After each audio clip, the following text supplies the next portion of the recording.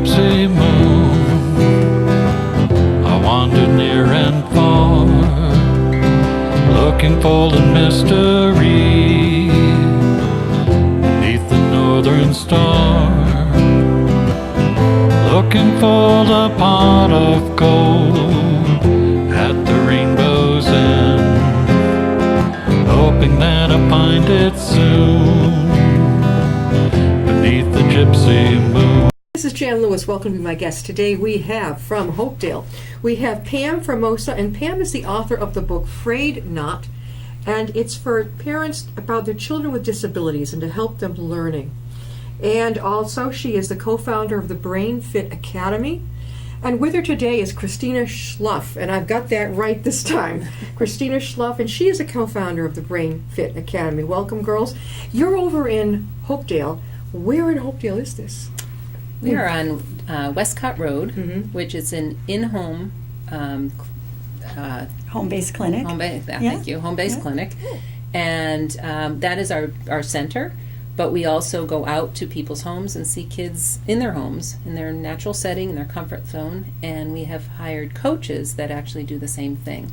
So we're always moving. How did you, you both co-founded it. How did you meet each other? Well, we were doing our own businesses, but we also brought our children up in the same town in Hopedale. Yeah. So we knew each other from bringing the children up, and they're the same age. And we, would always kind of talk about our businesses, and finally said, we need to be doing this together. Let's join forces. Yeah, and so, okay, your children were going to the school system in Hopedale. And did you run into learning disabilities with either of your children?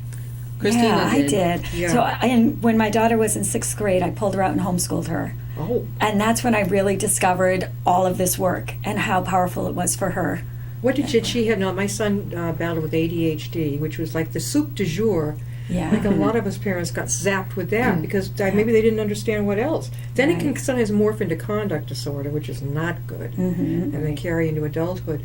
Right. Pam, what did you run into with your child? Run into? No, my daughter, we were very fortunate that she did well in school and continues to do well. But I think it was more about who I was as a child who brought me to this work.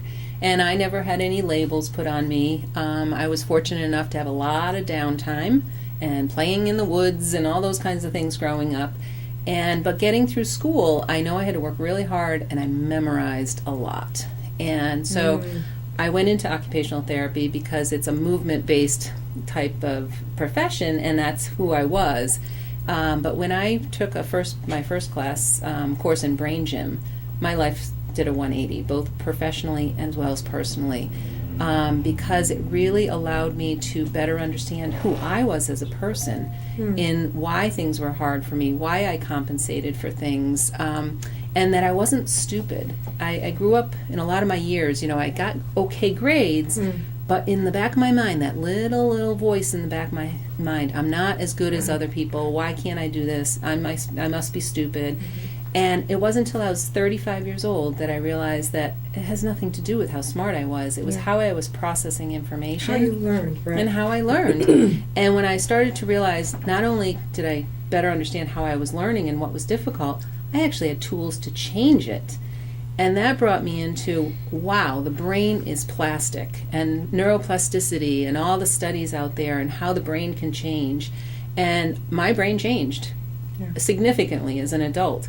And it opened up so many good things in my life, and things are easier, much more joy in my life, much more connection with other people. And I said to myself, if I can do this at 35, what if I got a 5-year-old or a 10-year-old or a 15-year-old or even a 20-year-old? What a difference I could help make in the rest of their life. And so it goes out of the realm, it's out of the box in the sense that we truly believe the brain can change no matter what the label is. We think as a label, any label that comes in, whether it's a learning disability or depression or anything, it's signifying that there's some disorganization or immaturities in the brain, and those can be changed. That's an interesting concept, because the doctors would lead you to think, well, here's Ritalin. I don't know, but when I was a kid, probably when all of us were kids, this wasn't, what happened? Why is it just these millennial kids growing up with this problem? None of my classmates were ever labeled with this. What's with that? Right. Well, it's hard to answer that question because there's so many factors that could come into play. Maybe it is that we were able to go out into the woods more without the fear, But we get to the root cause of whatever's going on. So we're talking about all those labels and giving the Ritalin and whatnot, treating the symptoms of what is happening, but we get to the root cause of why children are stuck, why they're frustrated, why they're anxious. What do you think seems to be one of the main reasons? What do you think? Well, there's something called primitive reflexes, and that seems to be something that Pam and I, when we were doing our separate businesses, were working on, and then we would come together and say, those reflexes, those seem very important, don't they? Yeah. And indeed they are. Yeah. And so those are the crook of it. And they begin in utero 5 weeks after conception, and then in their first year of life. So in utero, first year of life, development is happening to set the brain up for higher functioning. And if some of that doesn't happen, then the foundation is a little weaker and things can't happen. Development gets stuck. Okay, we as moms, and we are, they're getting free rent down there for 9 months. Is there anything we did or can do? Well, one of the things, stress-free environment as much as possible. Right, yeah, I know. I was very sick, so it wasn't so stress-free. Well, some of it is there's no judgment, and you can't go back and change what happened. Yeah. But what we can change is that we can help unblock, we can help unstick the brain development so that it can continue. We all have a template of our initial development. Those are the milestones. We all have that template. If the template gets stuck in process or at the beginning or towards the end, wherever it gets stuck, if we unblock that, the rest of the template can continue to develop at any age. Okay, so there's a list this long of what could cause something to go awry in utero, but the list is huge, and a lot of times you can't pinpoint what it was. Yeah. It is what it is. So we start with where we're at, and let's go back and see if we can. Yeah, you can't make change it if you're one of the unfortunate moms that's sick for the first 3 or 4 months. Exactly. And we don't want to put that stress on pregnant moms either, to think that they are the end all, to their child's whole future as to how they feel during pregnancy. Right. That's too much pressure, and then fear and all of the anxiety comes on. Yeah. So, but what we can do is we can go back, and so we actually work with infants to adults, to senior citizens, and we can help at any point to go back in time and say, okay, body, it's time to take that off of hold, we say, and move along with development again. So when you began homeschooling, was it your son or daughter? Daughter. Okay, she was 11, you said? She was yep, 6 years old. Yeah. How did she take to that? Oh, she loved it. She did. She loved it because school was very stressful for her because she wasn't able to access that environment. Her anxiety, like you said, you start out with the ADHD, but then it just becomes frustration and anxiety. And the teachers, then they say, well, we'll put that kid who doesn't belong there in a special class, but they're not slow. Right. They just learn differently. Right. Well, she was just stuck. Yeah. Her development was just stuck. And so then we got it unstuck. We moved things along. And luckily, and not everybody has to be, but I was confident in doing that because I'm a mass licensed educator. So that's my background. Get that far out. Right. And I'm lousy at math, so my son would not have done that at all. Well, and so that was helpful. We went back to the beginning. We built those building blocks up again from the bottom up and the root causes, and then she went back into the public school in 7th grade. A year later. She wanted to go in a year later. She wanted to go in, and she graduated with honors. She did. Look at what you did for her. I know, it's a beautiful thing.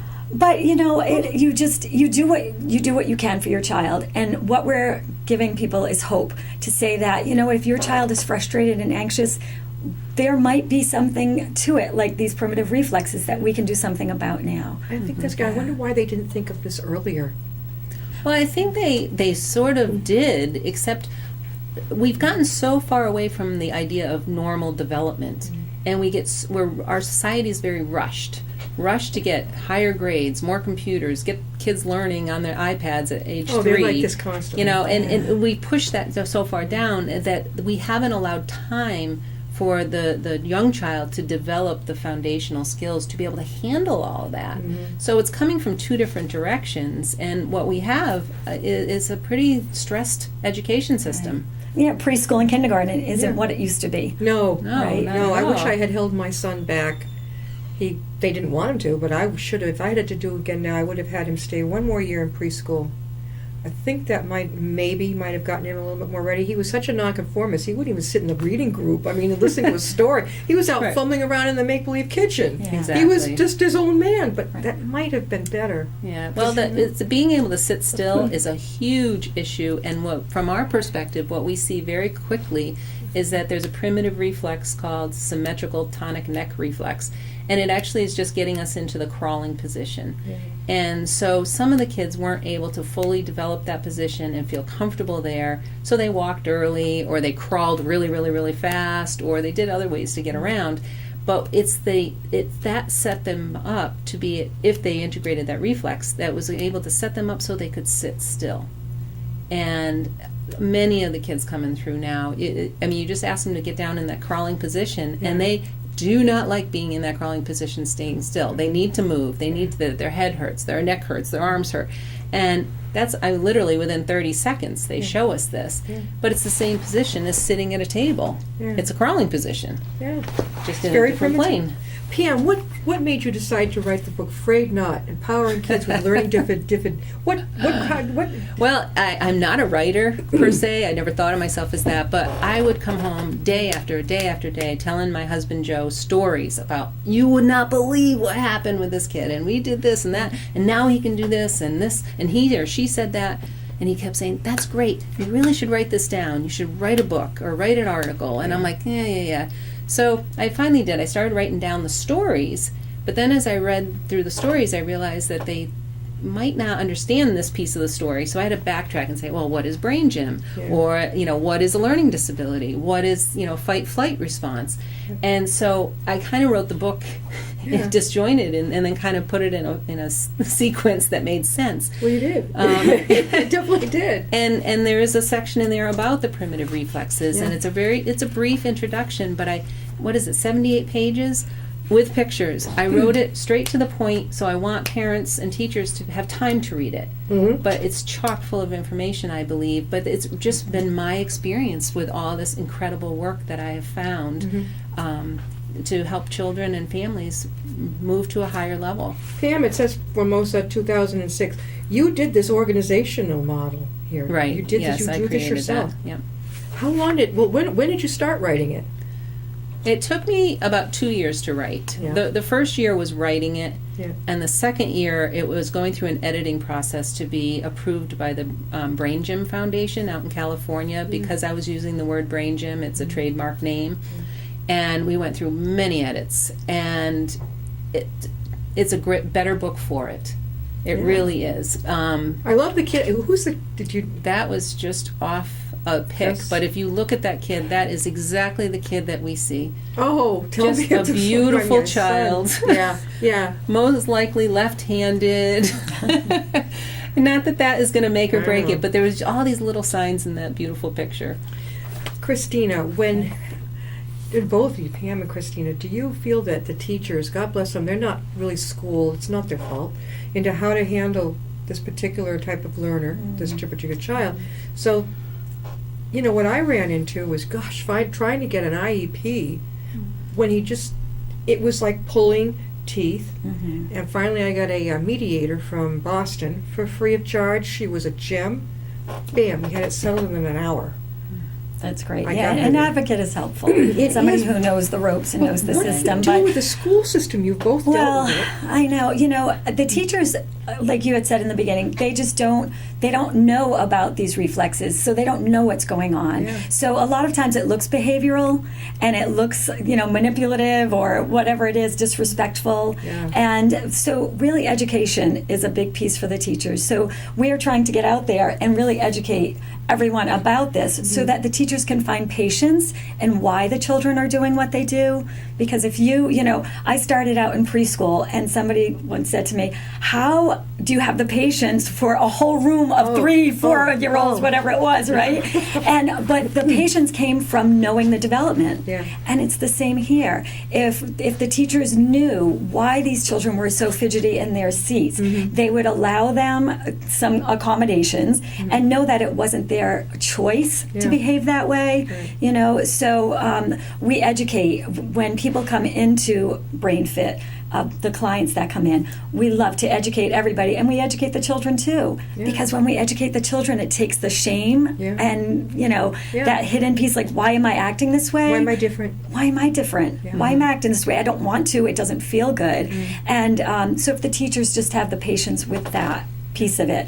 And then we have classes that we offer for Right teachers. there, right there where you are. Right in Yeah, Hopedale, yes. right in Hopedale. So Pam and I both teach the classes. We developed a class on our own, a reflex integration class. It's accredited at Worcester State for graduate credits.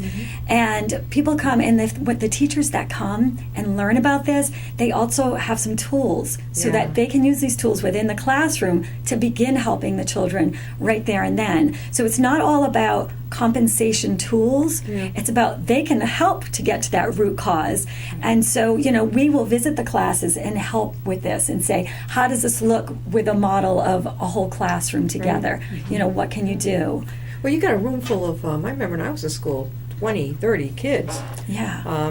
You really haven't got the time, and a lot of them didn't have the patience.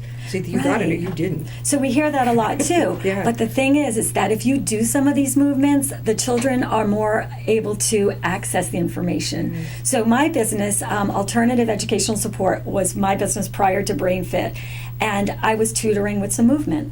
And so I began with about 45 minutes of tutoring, 15 minutes of movement, and that quickly turned as I saw the results. The more we moved our body, the more they could access the academics, and without struggle. Access it without struggle. Is it more more play, clear-headed? would you say? We do play It's a lot. joyful movement Yes. and play, Yeah. yes. But the movements in BrainFit vary from real play, like hopping on a pogo stick or jump roping, to doing very systematic movement patterns that relate to the primitive reflexes, to some calming kinds of things. This is straight from Brain Gym, where we just kind of hook up like this with our tongue So out go the like roof of our this. mouth. Yeah. And then bring your hands together. Thumbs up. Yeah, there you go. And in you go. Where we're just relaxing in this posture, and this posture can help calm the body. like that. So it's Yeah. kind of pulling a little bit of yoga, a little bit of this, Yeah. but it's a very Yeah. eclectic program, and the kids figure out what works best for them. So that's where the empowerment piece comes from, because we use our whole program is about being detectives, noticing what works for you, noticing what doesn't work for you, noticing what you want, what are your goals, where do you want to be, what do you want to be able to do, and really drawing that out from the child. And that's where some of the independence and empowerment comes from for them. They know that if they do these things, it feels good. So I hear kids saying, well, I did some cross crawls at school yesterday because I was having trouble focusing. So they were at their desk and they were just kind of doing the some thing. of these crossovers to get the two sides of the brain working together. Maybe I even sit in hookups kind of like this at school, or Yeah. there's so I many love when simple children, things. I've had children say that they've taught it to the whole class. Their teacher was open enough that Oh, they that's would great. tell the teacher, when I was doing my homework, I did these movements and they helped. Can I show the class? And it empowers everybody. And then they don't feel singled out as well. And they look know? very, very special in a good way. Yeah, and we can Right, all right, benefit from right. it. Yeah. So we're giving them lifelong tools because Pam and I still use these Oh, tools. yes. I'll feel stuck. All I'll the be time. writing something and it's not coming to me. I feel stuck. Let me do something about it. Let me do some cross crawl, some hookups, something to unstick myself. So giving these children tools for lifelong, success. We're talking with Pam Formosa and Christina Schluff. I got that right. You did. From the BrainFit Academy, right over here in Hopedale. How do people get a hold of you? They can first go to our website if they would like. It's brainfitacademy.com, or they can call us directly at 508-478-5164. And how can they get your book, Afraid Not? They can get it directly through me, but the most efficient way is Amazon.com, and it does come on Kindle, so you can download it right away cool. for just a few dollars. Do you give presentations? Do you both go and give? We do. Oh, yes. Okay, where have you Yes. been going? This is so important. Oof. Well, we've given quite a few presentations, but we present at libraries for the town. We also present for a lot of, I want to feel like I'm going to say it, CPAC. CPACs, That didn't the feel like it was going to come out right. Special ed parent Yes, groups. Okay, yeah. right. So we Um, presented to a lot of those groups, Yeah. and they invite us in. Support groups. groups. Support groups, absolutely. Pam was just presenting with one of our coaches. So we have some coaches who work for us as well. Yeah. And so they were just presenting to a brain injury support group. And so, yes, so there's a lot of... Our next CPAC is coming right up November 30th. CPAC? Special Ed Parent Group Okay. Advisory Council in the Wachusett school systems. Yeah. So it's That's north out of in the Worcester. western part of the state. Well, it's north of Worcester. North, okay. So it's But probably they an hour invited from us to here. come, and Yeah. so sometimes it's not all about their proximities here, but we want to make sure this gets spread around. This word is important. Like you were saying, your child had ADHD, but you didn't know what to do with that and where to go with it. And we Except just want to, medications and counseling, Right. which did just about bupkis. yeah, sometimes. really, he didn't. It's- there was a piece missing, maybe. Yeah. So, and we feel so strongly that we have a really strong piece of the puzzle available to these kids and families, and we need to educate and keep educating, getting the word out there. Because Paul, can you focus, Paul, on that beautiful? Pam and Christina brought a beautiful cover, large signage of the cover, which is much better than I can show you one here. There's going to be a copy of this downstairs in the Upton Library, and if you're watching from out of town, come on over. If you're out of state, you're out of the country, but. We have the author's wall dedicated, and this would fit right in. We have so many parents. Education is big here in Upton, as it is in a lot of towns. I know Hopedale and this type of thing. I didn't even know you were over there. What's your address again? 25 Westcott Road. in Okay, is that off of Hopedale. 16? It is, right off It's 16. in the Pinecrest neighborhood. Is it near the... Cumberland Farms, up the street from Cumberland Oh, I Farms. know Cumberland Farms, and then you take that Yeah. street Dutcher down to the library, or what? Yeah, no, you know where Cumberland Farms is on Route 16? Yes. You go up the hill towards Mendon, And there's a big church... Towards the drive-in. towards the drive-ins. Yeah. And right before you go into Mendon, you turn right on Westcott. Oh, that's not far. It's very No. easy to get to. So it's now, you said it's in a home or it's in a facility? It isn't. It's home-based in a clinic. home. Yes, and we believe that these kids have gone and parents have gone through enough Yeah. that we chose to be in a home-based You do. home-based setting Yeah. because it's comfortable. Yeah. 98% of the kids who walk through the door, of course, they come in a little apprehensive because it's another appointment, and they're like, "Wait a minute, we're going to someone's house." More counseling. Right. Yeah. So then they come and in an hour and a half after the screening, they're coming up. Yesterday, the kid was humming and singing as he was going. Yeah, literally skipping. Yeah. Yes. Yeah. And we even, for not all kids, because some kids don't like dogs, but for the kids who do, I happen to have 2 dogs. What and kind of dogs? They're border collies. Aw. And they have really become part of the therapy, Yeah, if you there are will, therapy dogs because now. Do they read to them like in libraries? Well, they could if they wanted They would to. too. Our dogs really love to play ball and frisbee, so Yeah. they go out in the backyard, and so it's just been a beautiful. We're so happy to be able to offer that to families, and the It's a feedback relaxing is, environment. The It's- feedback is yeah. like my kid loves to come here. So I know I'd asked you this before, but when did you both found the group, the Brain Fit Academy? 2 years ago. Only 2 years ago. Well, we But incorporated. We incorporated, but we had our own businesses for years Like doing this this. together- yeah, this yes, type of and then thing. we combined our expertise together. Pam, where'd you go to create- school? I went to Tufts. You went to Tufts, and you majored in elementary, or? No, occupational therapy. I have a master's in OT. There you go. And Christina, what was yours again? I have early childhood. Oh my God! So you were a Yeah. perfect match. Yeah. It was Oh a my nice God. blend. Yeah. It was Now, a nice blend. Your yeah. your children are still in like teens. My children are 22 and 24 now. My son's 24. Oh, really? Yeah. Are the millennials, aren't they wonderful? I'm a 22-year-old myself. Oh yeah, it's great. It's a whole different world. Like I was sharing before we started the show today that last night I couldn't sleep, so I flipped on the TV, and guess what's on? Woodstock. Oh, and I had, you tend to forget. Our group had a lot of fun. I'm not saying, okay, skip the pot, okay, and all that stuff. I hate that, but when they did that, it began raining there, and they're da da da da da, and the mudslides going down. It's like 2 a.m. I'm like laughing hysterically. Girls, again, how can people get a hold of you at the Brain Fit Academy? Right, so they can go on our website or give a call. And we're welcome. We love to talk about this. So if anybody wants to call, even if you're not in the area and you just want more information on what this is. And we actually have people coming from New York, Virginia, Canada to take our classes. So you don't need to be right in the area to access this information. How about parents who are on a very low income level? This is always a concern of mine. What do you do? It is a very tricky piece. Mm-hmm. And we are working actually with an organization called Ben Speaks, which is a nonprofit organization working with kids who are challenged and families who are challenged. Mm-hmm. And they are putting together a whole bunch of different resources that will allow them to access the help that they need. Mm-hmm. We are one of those resources. And they will pay you, right? They'll take care of it. They're a No, nonprofit they're and a they get nonprofit, grants? and they're working to get grants to help support that. Yeah. And at that point, that's the avenue we have. There is a Massachusetts grant actually that is a small amount, but it can be used towards taking one of our classes because it's parent education Mm-hmm. to support. And that information I can give via email too. It's an application process, and again, it's not a lot of money, $250. But it definitely defrays some of the costs for a course. Yeah, if you're a low-income family, if let's say one of the parents is on disability, it is a lot. Right. Not to a lot of people, Right. but it's undoable for them. Well, and that's Yes, why it we is. that's why we would like to. The people that come to our classes are teachers, OTs, PTs, speech, parents. If they take the course, then they can take the information. We always say this isn't rocket science. This you know, isn't rocket science. It's not. It's something that anybody can do. They just need the knowledge to do it. And so when you come to our course, you get why it's happening, and then some takeaway tools, and you experience it yourself. So you really know and feel the information. And so for those low-income families, they can come, get the grant, take the course, and then take that information to help their own child.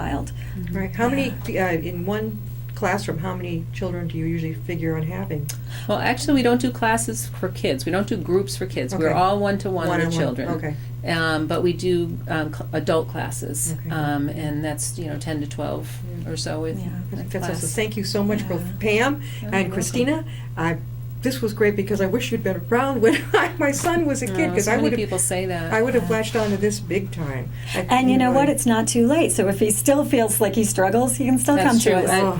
You can't tell him anything. You cannot They'll tell find him. it in their They'll find journey. it, yeah. Now, his little son has high functioning autism, which he seems to be spiraling. I don't know how it's happening. Spiraling out of. I think it's because he was maybe not even 2, and I kept saying to my son and the child's mother, I said, he's not. When I'm calling his name, he is not acknowledging me.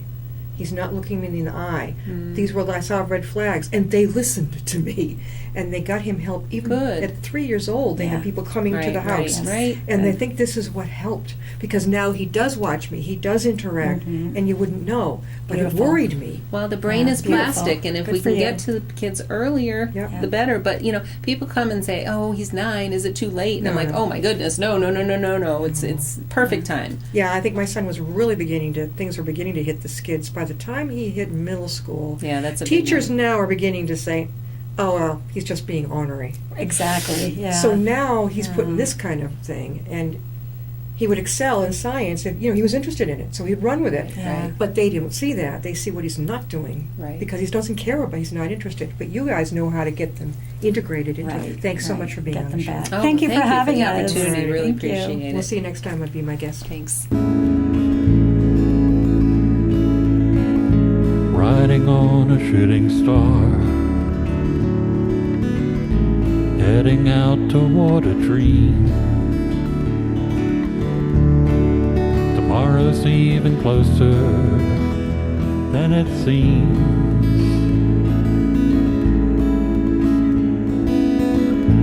Moving through the cloudless sky, heading out toward the moon.